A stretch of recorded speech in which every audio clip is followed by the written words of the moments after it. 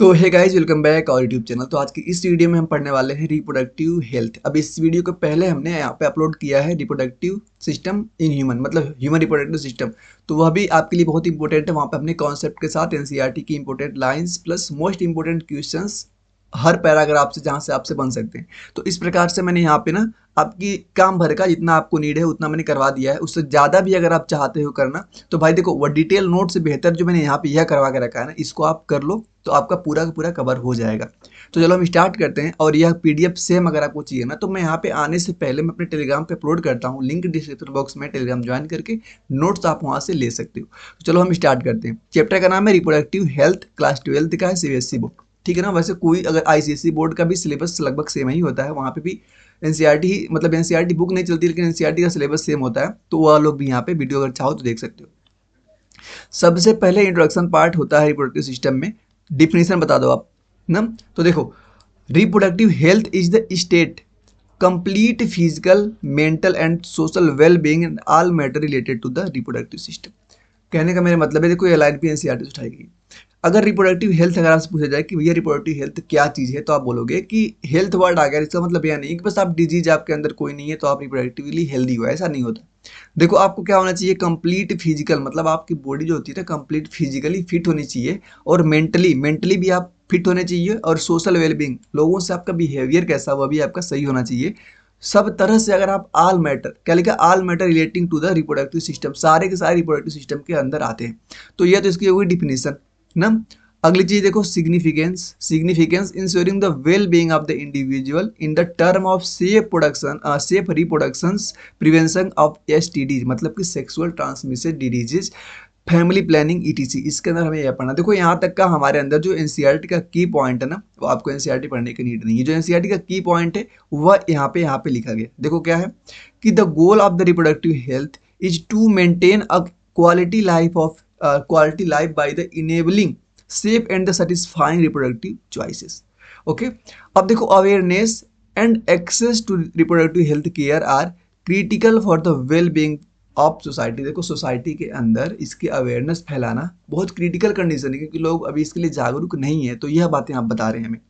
देखो, यहाँ से प्रीवियस क्वेश्चंस आपके सामने कब, 2022 2022 के अंदर 2 मार्क का आया हुआ है। What is the significance of the reproductive health in society, क्या है। तो यहाँ से जो हमने आगे पढ़ा उसी पे क्वेश्चंस आपके हैं। तो चलो इसको भी आप देख लो। तो यहाँ पे लिखा गया है कि रिप्रोडक्टिव हेल्थ प्रिवेंट करती है एसटीडी को, मतलब कि सेक्सुअल ट्रांसमिटेड डिजीज को होने से बचाती है हमें। और इंश्योर करवाती है फैमिली प्लानिंग को एंड द प्रमोट करती है awareness regarding the safe reproductive choices, thereby the contributing to the social wellbeing. तो यही तो हुआ सोशल का अवेयरनेस फैलाने का फायदा। ठीक है ना भाई। Next is the population explosion and its cause. इसके कॉज क्या है और पॉपुलेशन एक्सप्लोजन क्या होता है। तो सॉरी, आग पे लग रहा है।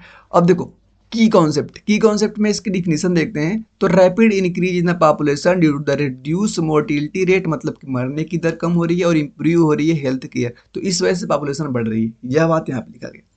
कॉज क्या है इसका, lack of family planning awareness, मतलब कि फैमिली प्लानिंग का जो अवेयरनेस, इसकी मतलब कम नॉलेज है लोगों को। और traditional belief, lack of the women's education. Important NCERT line क्या है यहाँ पे, यह देख लो कि the population explosion poses a significant challenges to resources and the economical growth.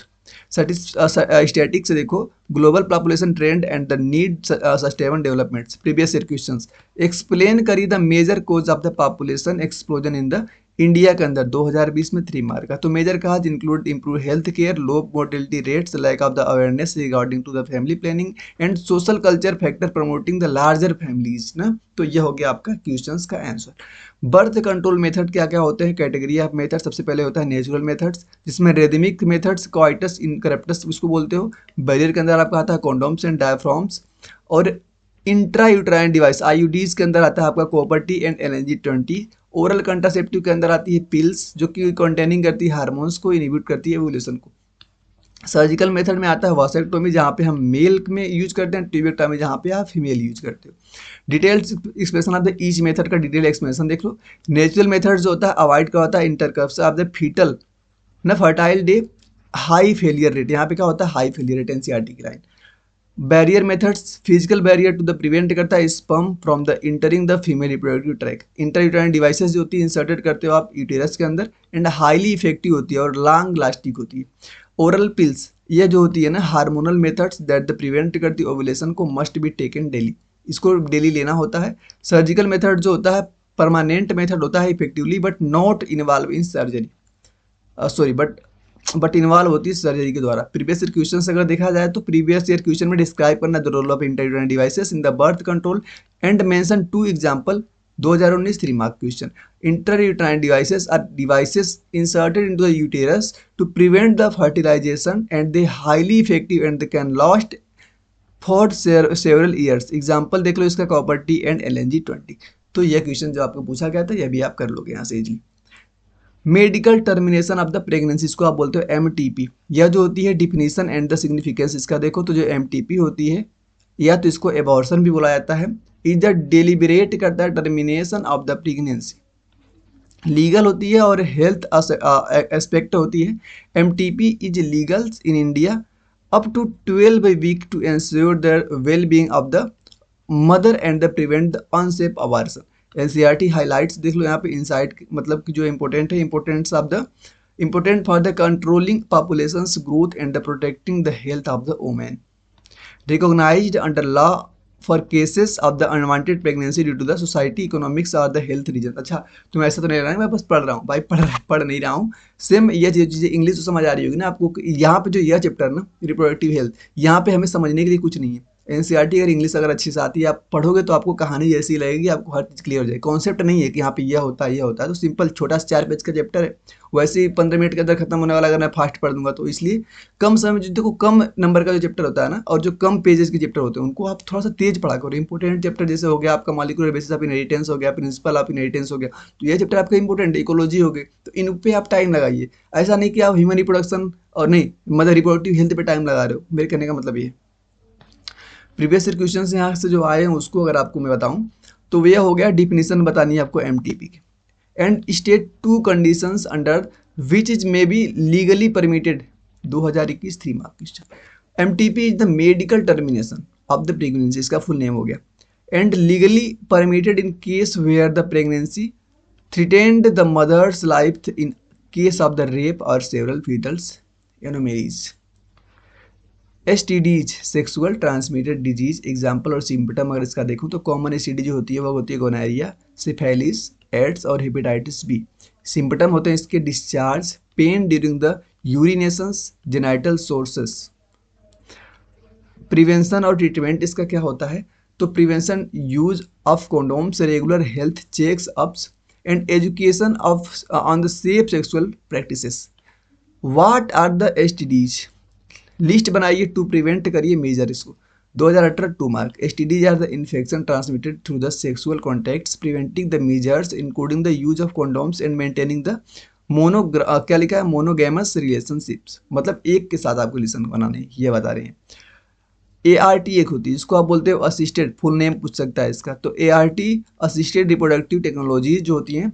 Technique इसमें क्या हो सबसे पहले पढ़ोगे आप in vitro fertilisation. In vitro fertilisation जो होता है ये fertilisation outside of the body हो रहा है जिसको आप बोलते हो in vitro, test tube baby जिसके अंदर आती है। आर्टिफिशियल इंसेमिनेशन जिसको आप AI बोलते हो।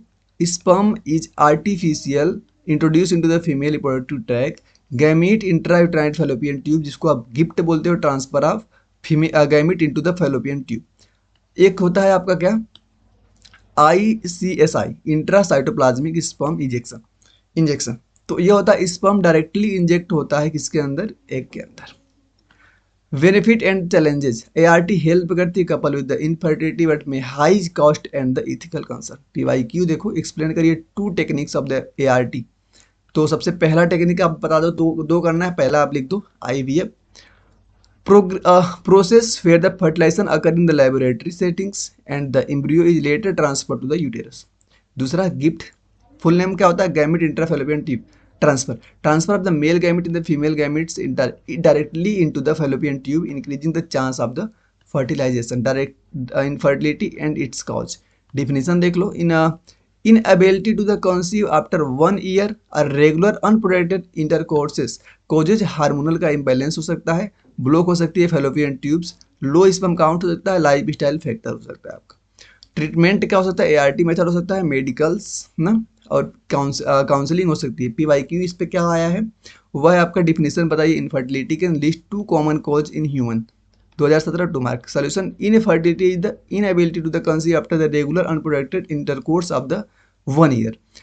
Common cause includes hormonal imbalance and the life style factors such as state and obesity. तो इस प्रकार से मैंने भाई कितने 10 मिनट के अंदर ये चैप्टर खत्म कर दिया। और तुम सोच रहे होगे कि भैया 10 मिनट में कैसे चैप्टर हो सकता है, तो भाई मैंने पूरा कंप्लीट करवाया है, प्रीवियस ईयर क्वेश्चंस भी लिए हैं और एनसीईआरटी भी मोस्ट इंपोर्टेंट कवर है। इन चैप्टर को कर लो, अगर तुम एक बार एनसीईआरटी की हर एक लाइन पढ़े हो और उसके बाद ये लेक्चर देख ले तो तुम्हारा रिवीजन के लिए बेस्ट होगा। तो धन्यवाद। और वीडियो पसंद आई हो, अगर अभी तक वीडियो को देखे हो तो लाइक बिना किए नहीं जाना, सब्सक्राइब तो कर ही लेना, क्योंकि तुम्हारे बोर्ड तक मैं यहाँ पे ऐसी चीज़ें करवा दूंगा कि तुम जो चाहो वो कर सकते हो, लेकिन हाँ उसके लिए तुम्हें सपोर्ट करना पड़ेगा, सब्सक्राइब करना पड़ेगा। धन्यवाद।